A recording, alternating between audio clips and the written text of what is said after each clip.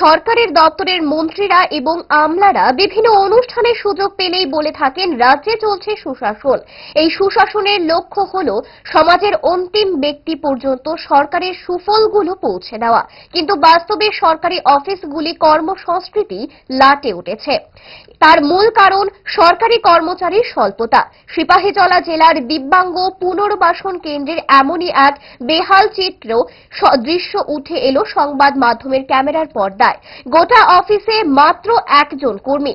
বেহাল দশার অভিযোগ সিপাহীজলা জেলা দিব্যাঙ্গ পুনর্বাসন কেন্দ্রে। নেই কম্পিউটার কর্মী, চলতি মাসে হয়নি শিবির। বেহাল অবস্থায় রয়েছে এই জেলার দিব্যাঙ্গ লোকজন। উদাসীন জেলা শাসক থেকে শুরু করে জেলার মুখ্য স্বাস্থ্য আধিকারিক, ডিডিআরও এবং ডিএইচও, অসহায় ডিআরডব্লিউ কর্মী নীতিশ নমো প্রতিদিন অফিস খুলে একা বসে থাকেন। দিব্যাঙ্গ লোকজন তাদের জরুরি সরকারি সহায়তার জন্য অফিসে এলেও অসহায় নীতিশের কিছুই করার নেই। তুমি কি একলাই এই অফিসটা পুরো অফিসে? আমি আপাতত একাই থাকি, আর দুজনে আছে, দুজনে আগরতলাতে কাজ করে, সার্টিফিকেটের জন্য কাজ করে। আপাতত আমি একটাই দরজা খুলে বসে থাকি।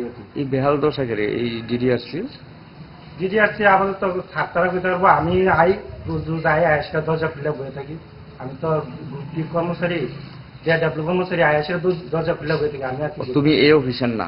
আমি এই অফিসার বলতে আপাতত আমার এখানে দিছে সিএম অফিস থেকে আমার আপাতত এখানে দিছে, এখানে থাকি এখন। আর যারা আছে মানে পুরা এইভাবেই বন্ধ করে মানে আর এখানে স্টাফ দেওয়া হয়েছে দুজনের থেকে দুজনেই আগরতলা কাজ করে। তুই মানুষ এই জেলার দিব্যাঙ্গ মানুষরা কই কার লোকে যোগাযোগ করে? আমার সাথে যোগাযোগ করে, আমি কয়ে দিই, তারা ফোন নাম্বার রাখি, কাগজপত্র রাখি, তারা কয়ে দিই। মানে যেদিন হইব তারা জানানো হইলে তারা তোমার সিএমও স্যারে এদিকে ইয়া করেছেন? আমরা এমনি আপাতত অর্ডার করে দিচ্ছে, তারা স্টাফ নাই।